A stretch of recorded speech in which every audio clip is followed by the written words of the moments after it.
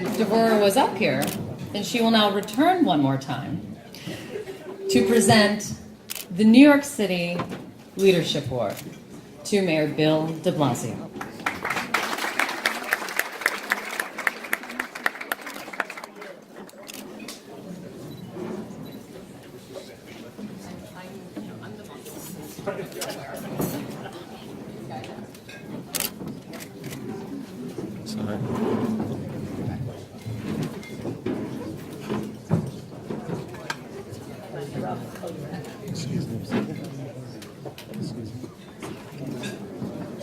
Well, thank you, Mayor de Blasio, for coming.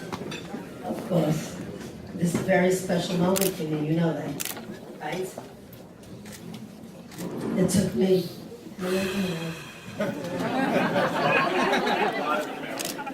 You're a prolific emailer. we texted and emailed anyway.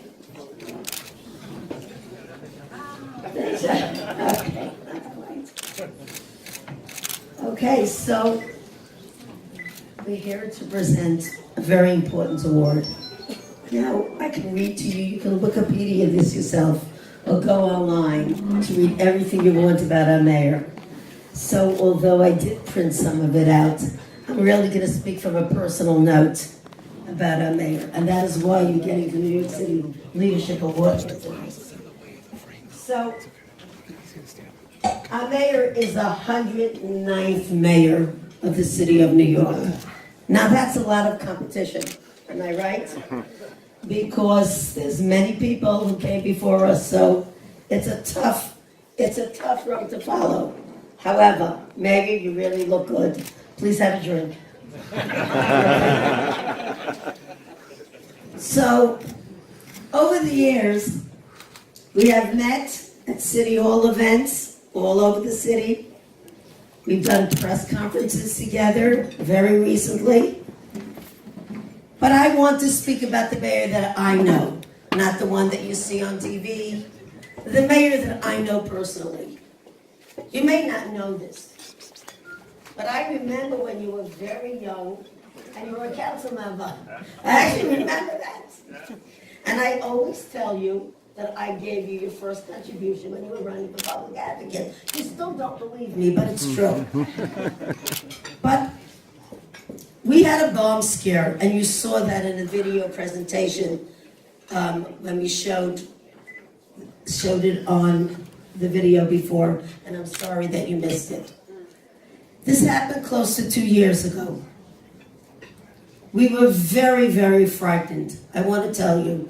I barely had time to get dressed in the morning. I almost had 1 foot on. I almost forgot my stockings. We're running out. All of us, everybody who worked here. It was probably one of the most frightening days in this museum's history. Do you see this man sitting right here? He is the 109th mayor of the city of New York. He showed up in no time. When I say no time, I really, really mean it. Minutes. Hanina, am I right? Where are you? Am I right? He showed up in minutes. He listened to my concerns about the safety of this museum, and it's documented because we have many pictures showing it. He didn't just come and go and just show himself. He paid attention. He saw the children and he saw what this museum was about, and he understood the significance of the safety issue. When I told him that we were in desperate need for new cameras and for security, he didn't think twice or blink an eye. Without hesitation, he said, "I will give you the cameras you need, no worries." And he did. This week, we are finishing our last touches to the paperwork, and we will have a sophisticated, upgraded security system in place, and Mark Molinari will be very happy to hear that. That's our Inspector of Hate Crimes. Mayor, you have demonstrated through this initiative that you continue to realize that our children are our most important commodity that we have in this city, as you have shown through your pre-K initiative. I salute you, and I thank you on behalf of our board, the supporters in this room, and most importantly, the children that we serve. Please join me as I present you with a toast to life. So I'm going to make a l'chaim to you, and you gotta take your cup. And I want to bring, where is our award? That's the key.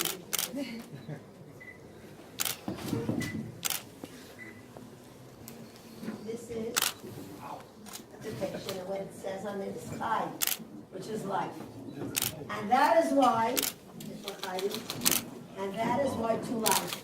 Why we're here, all of us together tonight. Everybody please raise your drinks to the mayor, 109th mayor of the city of New York. And I will say, the fire, and the hope that you go. Let's read what it says. I'd like to read it. Of course, we're going to do a picture.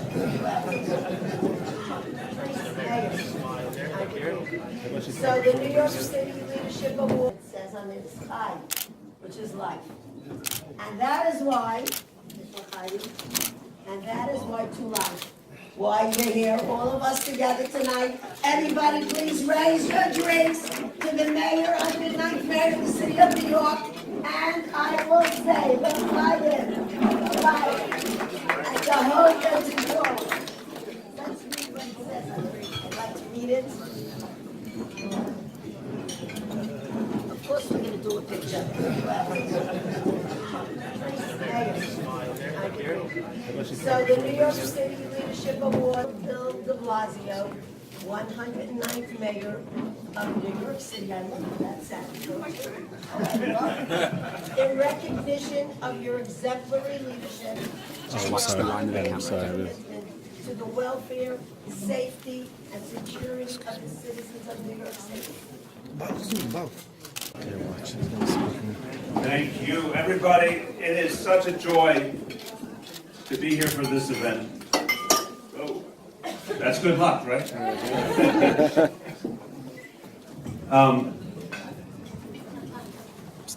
This is a very life-affirming place, this museum. And I want to reflect on the meaning of it and why this gathering is so important. And Devorah, you are a very life-affirming person. You, in the way you embrace life, the way you support and energize so many people to believe that we can do something better together, the way you rally people to remember our common humanity, because that's what this place is about. We really need to recognize what this museum stands for and how powerful it is that it exists to begin with. And we need to recognize the extraordinary, powerful life force that Devorah brings to all she does and how it enriches our city in so many ways. Let's thank her. Let's thank her.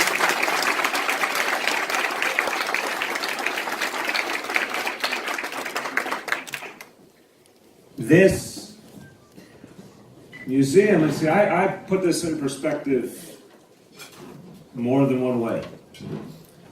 This museum stands as a living tribute to a good young man we lost, who we should never have lost. It stands as a symbol of a mother's undying love. This museum happens to be in a neighborhood that once was synonymous with a breakdown in our society, was once synonymous with division and conflict, and is now a neighborhood legendary for the dialogue and the understanding and the unity that its residents have created one for another. This museum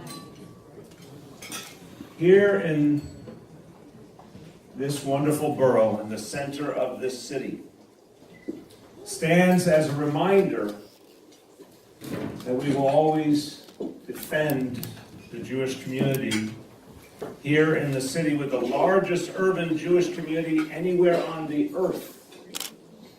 We will defend the community.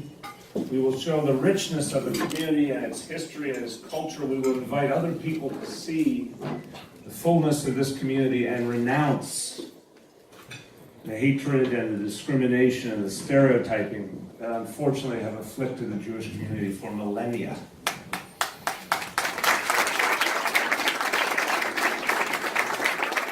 So this museum is powerful and it's necessary, and I wanted to be here tonight to celebrate that. I was so honored, Devorah, that you called me and emailed me and texted me and emailed me again and texted me again. And look, no one should ever for a moment think it isn't special for someone to have an opportunity to be honored by a place that means so much. But it was much more important for me to come here and say to you what I think this place means. And it's a point in time where we have to reflect, because even here in this borough and in this city, in recent months, we've seen the reality of hate once again. And you know, when I talked to Devorah over the years, I was so struck that she had a wonderful faith. The museum was not just here to provide pride for the Jewish community, but to help other communities understand and feel oneness with the Jewish community, and vice versa. Again, that search for a better understanding of our common humanity.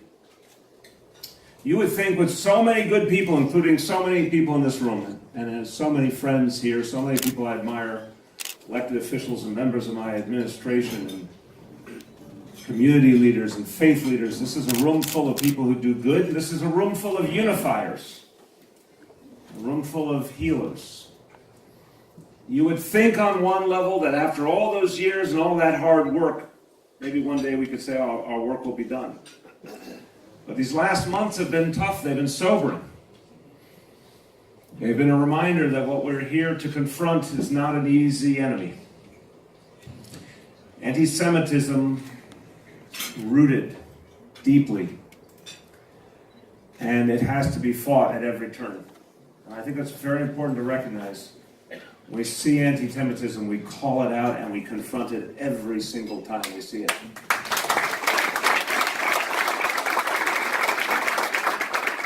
You can't let it grow. You can't let it grow. And when we see a hate crime, and I want to thank the NYPD, let's all take a moment to thank the NYPD.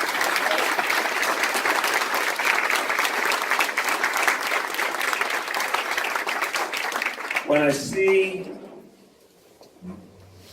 a hate crime, I think, how quickly can we show the consequence for that perpetrator? How quickly can we show the community that it will never be swept under the rug or minimized, but in fact we take it so seriously that we put all the resources we have into finding the perpetrator and making clear that there will be real and tangible consequences to say to everyone else, this matters.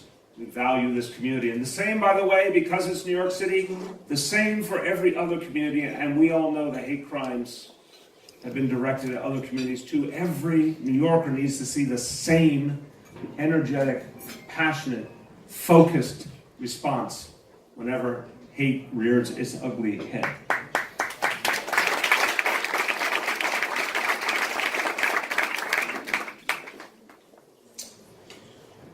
We have a special responsibility because we are now, I think more than ever in our history, a beacon. There's too much permission being given for hatred.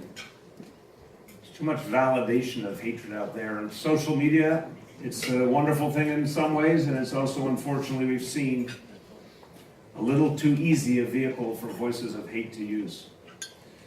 So we are more necessary than ever as New Yorkers, as a place that believes we actually can all get along and we can actually have mutual respect. We're more necessary than ever. Because we're not just an abstract idea, this city. We are a living, breathing embodiment of a human community that finds a kind of unity, that finds a kind of way of getting along every single day. It's not perfect by any means. But look at what the vast majority of the 8.6 million of us do all the time. Find a way.